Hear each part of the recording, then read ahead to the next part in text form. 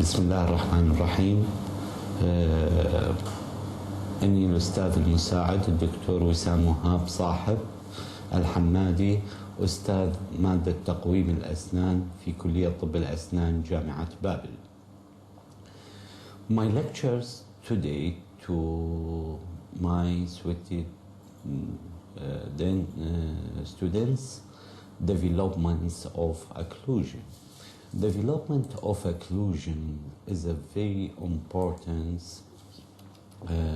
for the dentist or for all specialties. The period of occlusal development and occlusal development can be divided into the following development period. The first one, neonatal period, primary dentition period, mixed dentition period, and finally permanent dentition period. Neonatal period lasts up to 6 months after birth, while the gum pad, the alveolar processes at the time of the birth, gum pads, pink in color, firm and covered by dense layers of fibrous periodontium, as shown in this picture.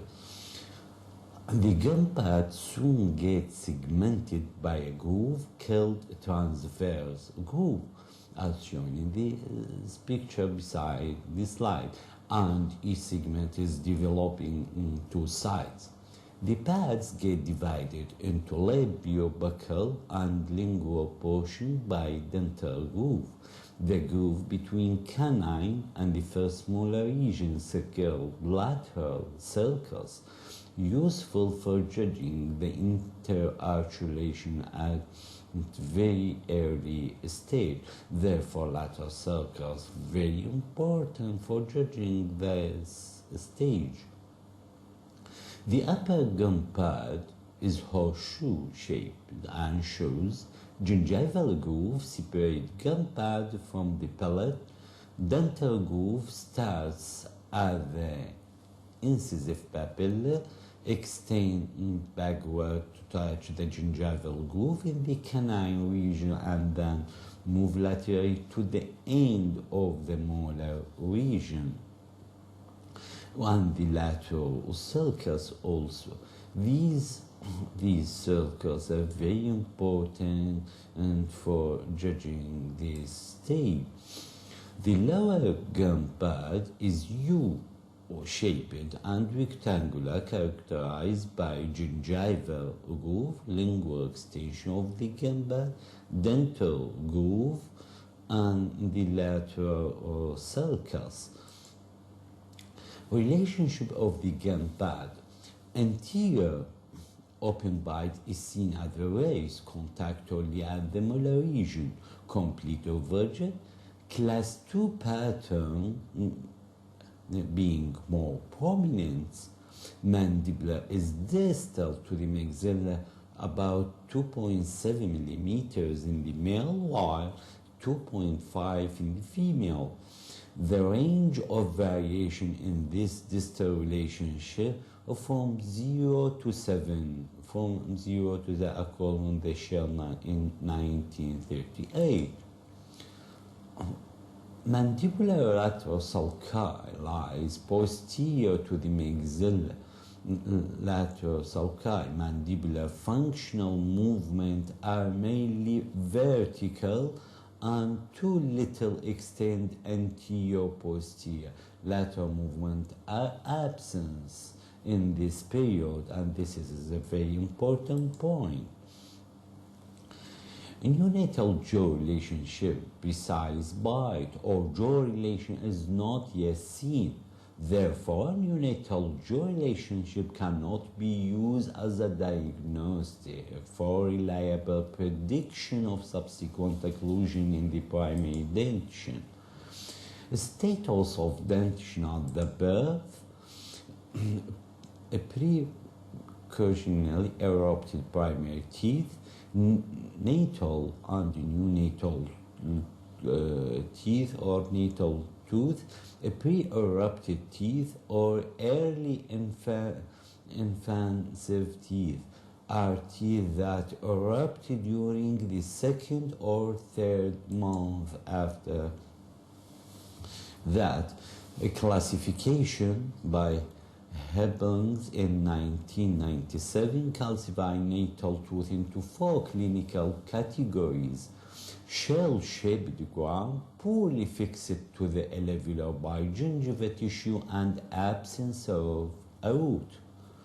Second, solid crown, poorly fixed to the alveolus by gingival tissue and little or no root. Eruption of the incisal margin of the crown through gingival tissue. And the final type, or the edema of gingival tissue with the unerupted but palpable tooth. Complication, this complication may be occurred due to the natal or neonatal teeth interfere with the feedings. Is a very important risk of aspiration may lead to the suffocation or death, traumatic injury to the baby's tongue and to the maternal breast. Riga-fed disease, this term is very important to my student. Oral condition can be defined as an oral condition found rarely in the newborn, main features as an ulceration on the ventral surface of the tongue or on the inner surface of the lower lip, caused by trauma to the soft tissue from the erupted baby teeth. Riga-fed disease. Treatment. The treatment, if the erupted tooth is diagnosed as a tooth of the normal dentition, maintenance of these teeth in the mouth is the first treatment option unless this would cause injury to the baby. When well implanted, these teeth should be left in the arch and their removal should be indicated only when they are interfere with the feeding or when they are highly mobile with the risk of aspiration. Reasons for removal: the risk of dislocation and consequent aspiration, traumatic injury to the baby's tongue and to the maternal breast. In 1998, authors suggested that something of incisal margin to prevent wounding of maternal breast during breastfeeding. If the treatment option is extraction, certain precautions should be taken. The first one, avoiding extraction up to 10 days of life to prevent hemorrhage. Assessing the needs to administer vitamin K before extraction, 0.5 to 1 milligram intramuscular. Considering general health condition of the baby by taking the consultation from the pediatrics. Avoiding unnecessary injury to the gingiva, being alert to the risk of aspiration during removal. Primary dentition. Really, primary dentition from around 6 months to 6 years old, and therefore the teeth can be numbering according to the universal or another types of the system of teeth numbering system. Sequence of eruption, as shown in this figure, we are start with the lower central incisor and the upper central, then the lateral incisor, upper lateral incisor, then the first molar, upper, then lower, as a sequence of the number present here in this figure. Chronology of the primary dentition listed in this tables according to the evidence of calcification, weak in the uterus, and the crown completed months, and eruptions months, root completed after years. For the lower at the same calcification, features of the primary dentition. The main feature of primary dentition is spacing. Two types of dentition are seen. First one, spaced dentition, usually seen in the deciduous dentition to recommend the largest permanent teeth in the jaw. More prominent in the anterior region are curl, physiological spacing, or developmental spacing. Absence of space in the primary dentition is an indication that the crowning of the teeth may be occur when the larger permanent teeth erupt. Here we can see the most subhuman primates have through the life and the use for interdigitations of the opposing canal. This space is used for early mesial shift, and this is a very important primate spaces. Simian spaces are called anthropoid spaces. Features of primary dentition is characterized also by non-spaced dentition. If there is non-space, the teeth are present without any space between the teeth due to the narrow dental arches, or if the teeth are wider than usual, usually indicates in the development permanent dentition, but it is not always the case. Shallow overjet and overbite. Initially, a deep bite may occur due to the fact that the deciduous incisors are more upright than their successors in future.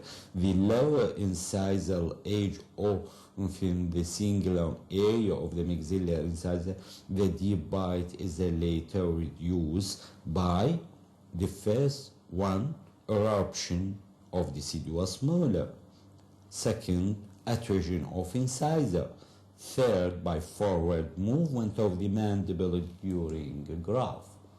Features of primary denture: almost vertical inclination of anterior, and this can be analyzed by this obtuse angle with the long axis of the teeth.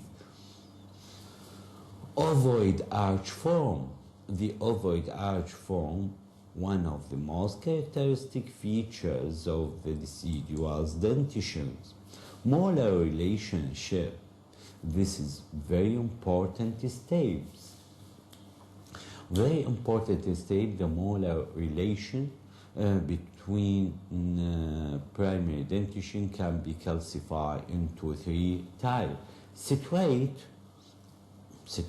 flush terminal, as shown in the first picture, mesial step, and the distal step.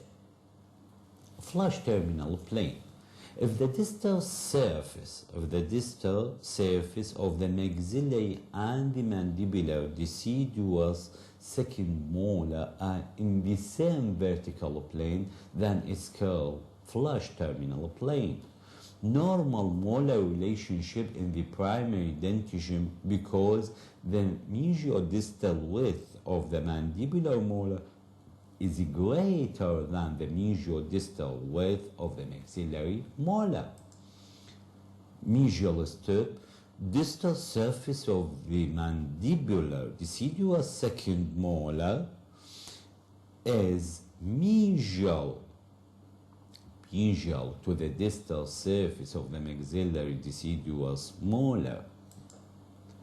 Distal step, distal surface the surface of the mandibular second deciduous molar is more distally to the distal surface of the maxillary second deciduous molar.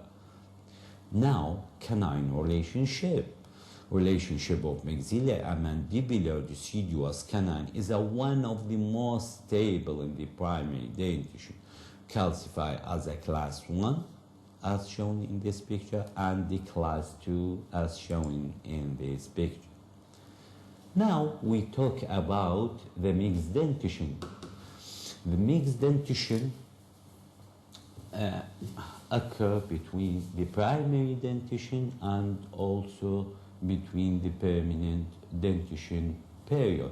Therefore, this is a very important period to the orthodontist because there is many events which are occurred during this period, many types of the malocclusion, many malalignments of the teeth may be occur. This is transit period, very important to focusing in these lectures. Mixed dentition period around 6 years to up to 12 years old. The mixed dentition period can be divided into 3 phases. The first phase, first transitional period, intertransitional period, and the second transitional period. The first transitional period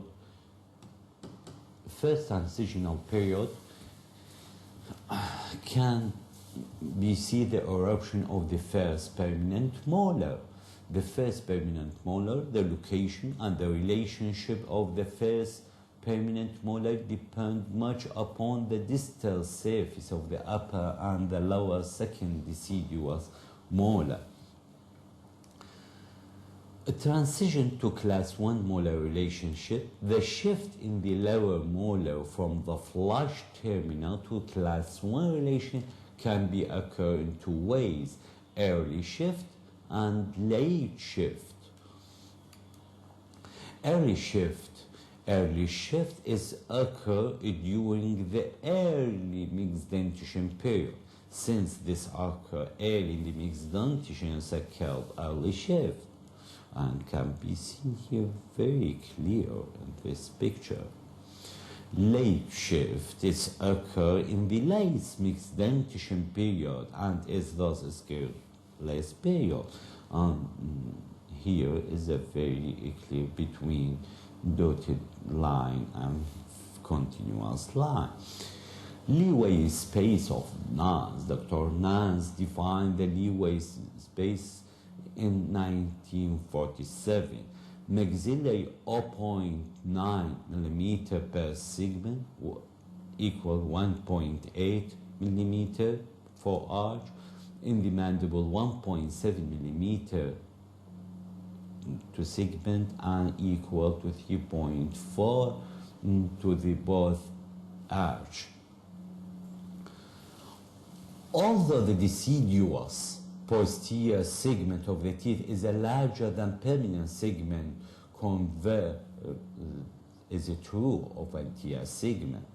Dr. Nance did not consider the larger difference in the mediodistal between the deciduous incisor teeth and their permanent successor arch need to be looked in its totality. Maxillary incisor as a group in one quadrant equal to 3.2 to 3.5 millimeter larger. Mandibular incisor as a group in one quadrant minus 2.4 to 2.5 millimeter larger. The later figure balance out or can the 1.7 millimeter of so-called leeway space. Maurice measured the deciduous permanent teeth in the mouth obtained by longitudinal study. There is no leeway space as shown here in this picture. Total number of the permanent teeth designed need to replace total number of deciduous teeth in an average girl child slightly less than 1 millimeter. More space in the mandible arch, 6 millimeter more in the maxillary arch. 1.7 millimeter leeway space taken by the larger permanent incisor required more distal eruption of the permanent canine. Allow reduction of incisor crowding in the mandibular arch. If the permanent molar well allowed or even encouraged to the depth the mesial and utilize the leeway space, no enough room in the edge for the incisor segment. Initially, permanent incisors are forced into crowded position. If the molar are held stable, incisor will utilize the leeway space. Ultimately, the average mandibular arch will have enough room to proper alignment. Secondary spacing term was coined by Pound, observed in the closed primary dentition. Secondary spacing can also occur during eruption of the permanent central incisor. Distal step when the deciduous second molar, and in the distal step the permanent first molar will erupt in class 2 relationship, and this molar configuration is not self-correcting and will cause class 2 malocclusion. Class 2 malocclusion despite the way space and differential growth. Mesial step, primary second molar in the mesial step relation lead to the class 1 molar relationship in the mixed dentition. This may be remain or progress to half or full class 3. Class 3 with a continuous mandibular growth. Influence of the terminal plane on the position of the first permanent can be seen here. How can develop to class 1, class 2 or class 3, and according to the percentage which are concluded from the literature. Exchanges of the incisor. During the first transitional period of a deciduous incisors are replaced by permanent incisor. The mandibular central incisor are usually the first to erupt. The permanent incisor are considerably larger than deciduous teeth they replace.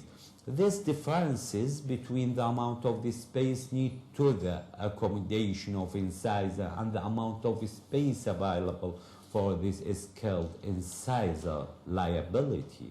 The incisor liability is roughly about 7.6 millimeter in the maxilla, while 6 millimeter in the mandibular arch, according to the line.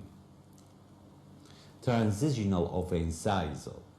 The incisor liability is overcome by the following factor. These factors can be completed in the second part of the lectures in the future. Now, thank you too much for your listening, my dear audience and the student, and I hope to improvement which are taken from the lecture. Bye.